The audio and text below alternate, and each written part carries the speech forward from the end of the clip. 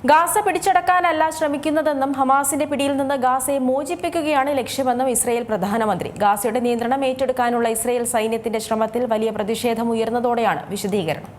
Gaza പിടിച്ചടക്കാനല്ല ശ്രമിക്കുന്നതെന്നും ഹമാസിന്റെ പിടിയിൽ നിന്ന് ഗാസയെ മോചിപ്പിക്കുകയാണ് ലക്ഷ്യമെന്നും ഇസ്രായേൽ പ്രധാനമന്ത്രി ബെഞ്ചമിൻ നെതന്യാഹു. ഗാസയുടെ നിയന്ത്രണം ഏറ്റെടുക്കാനുള്ള ഇസ്രായേൽ സൈന്യത്തിന്റെ ശ്രമം രാജ്യത്തിനകത്തും പുറത്തും വലിയ പ്രതിഷേധമുയർത്തിയതിന് പിന്നാലെയാണ് നെതന്യാഹുവിന്റെ വിശദീകരണം. ഹമാസിന്റെ പിടിയിൽ നിന്ന് മോചിപ്പിച്ച് ഗാസയുടെ നിയന്ത്രണം സമാധാനകാംക്ഷികളായ ഭരണ സംവിധാനത്തെ ഏൽപ്പിച്ചാൽ അതിലൂടെ ഹമാസ് ബന്ദികളാക്കിയവരെ മോചിപ്പിക്കാനും ഭാവിയിൽ നടന്നേക്കാവുന്ന ആക്രമണ ഭീഷണി ഇല്ലാതാക്കാനും സാധിക്കുമെന്നും നെതന്യാഹു പറയുന്നു. ഇസ്രായേൽ സുരക്ഷാ ക്യാബിനറ്റാണ് ഗാസ സിറ്റിയുടെ നിയന്ത്രണം ഏറ്റെടുക്കാനുള്ള ഇസ്രായേൽ സൈന്യത്തിന്റെ നീക്കത്തിന് അനുമതി നൽകിയത്. ഇതിനു പിന്നാലെ രാജ്യത്തിനകത്തും പുറത്തും വലിയ പ്രതിഷേധങ്ങളും വിമർശനങ്ങളും ഉയർന്നിരുന്നു. ഇസ്രായേലിന്റെ അടുത്ത സുഹൃത്തായ ജർമ്മനി നെതന്യാഹു സർക്കാരിന്റെ തീരുമാനത്തിന് പിന്നാലെ ഇസ്രായേലിലേക്കുള്ള സൈനിക കയറ്റുമതി നിർത്തിവച്ചിരിക്കുകയാണ്. ഗാസയെ സഹായിക്കുകയാണ് ജർമ്മനി എന്നാണ് ഈ തീരുമാനത്തോട് നെതന്യാഹു പ്രതികരിച്ചത്. നേരത്തെ 1967 ഇസ്രായേൽ ഗാസ പിടിച്ചടക്കിയിരുന്നു. പിന്നീട് 2005 സൈന്യത്തെ പിൻവലിച്ചു. എന്നാൽ ഇപ്പോഴത്തെ ഇസ്രായേലിന്റെ നീക്കത്തെ വിമർശിച്ച് ചൈനയും തുർക്കിയും ബ്രിട്ടനും അറബ് രാജ്യങ്ങളും രംഗത്ത് വന്നിട്ടുണ്ട്. UN secretary general Antonio Guterres തീരുമാനത്തിൽ വിമർശനം രേഖപ്പെടുത്തിയിട്ടുണ്ട്.